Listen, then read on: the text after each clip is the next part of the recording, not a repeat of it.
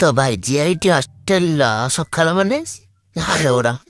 काली 26 ଜାନୁଆରୀ celebration ପରେ ଆଜି ଟିକେ ଉଠିବାକୁ କଷ୍ଟ ଲାଗୁଛି ହେଲେ କଲେଜ ଯିବାକୁ ପଡ଼ିବ ପରେ ପରେ ଆସିଲି ମୁଁ ବ୍ରସ୍ କରିବାକୁ ଆଉ ତ ଭାଇ ସକାଳୁ ବ୍ରସ୍ କରିବା ହିଁ ଗୋଟେ ବଡ଼ ଯୁଦ୍ଧ କାରଣ ହଷ୍ଟେଲରେ ପାଣି ଆସିବା ଆଉ ପରୀକ୍ଷାରେ କ୍ୱେଶ୍ଚିନ୍ ପଡ଼ିବା ଦିଟା ଯାକ ହିଁ ଅନିଶ୍ଚିତ ସବୁ କାମ ସରିଲା ପରେ ଏବେ ପଳେଇଲି ମୁଁ କଲେଜ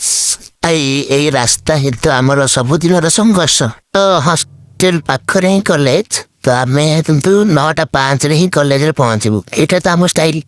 କଲେଜ ପଢ଼ା ତ ଚାଲିଥାଏ ହେଲେ ଆମର ଏଠି 3 ଦିନ ପରେ ଫଙ୍କସନ୍ ଅଛି ତ ସେଥିପାଇଁ ଜୋରସୋରରେ ଡ୍ୟାନ୍ସ ପ୍ରାକ୍ଟିସ୍ ଦେଖନ୍ତୁ ପାଠ ପଢ଼ାଠାରୁ ଆମେ କିନ୍ତୁ ଏଠି ଅଧିକ ପରିଶ୍ରମ କରୁଛୁ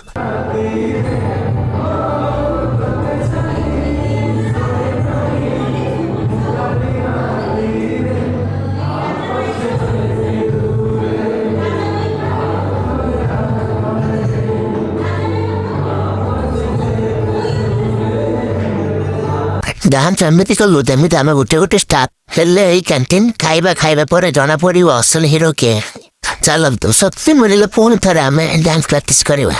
ପେଟ ପୁରା ତ ଭାଇ ମନ ବି ଶାନ୍ତି ତ ଏବେ ଚାଲନ୍ତୁ ଡ୍ୟାନ୍ସ କରିବା ପ୍ରାକ୍ଟିସ୍ ଶେଷ ହେଇଗଲା ତ ଏବେ ପୁଣି ଥରେ ଆମେ ପଳେଇ ଆସିଲୁ ହଷ୍ଟେଲକୁ ତ ଏଇଟା ଆମର କିଛି ଟ୍ରେଲର ଥିଲା ତ ମେନ୍ ପିକ୍ଚର ବାକି ଅଛି 3 ଦିନ ପରେ ଆମ କଲେଜ ଫଙ୍କସନ୍ କେମିତି ହେବ ତ ସେଇଟା ଦେଖିବା ପାଇଁ ଆପଣ ଜମା ବି ବୁଲିବେନି ତ ଆଜି ପାଇଁ ଏତିକି ତ ଆଗକୁ ଦେଖିବା ଏମିତି ସାରା ବହୁତ ମଜାମସ୍ତି ଆଉ ହଷ୍ଟେଲ ଲାଇଫ୍ ତ ଏବେ ମୁଁ ରହୁଛି ଜୟ ଜଗନ୍ନାଥ ନେକ୍ସଟ ବ୍ଲଗ୍ରେ ଦେଖା ହେବା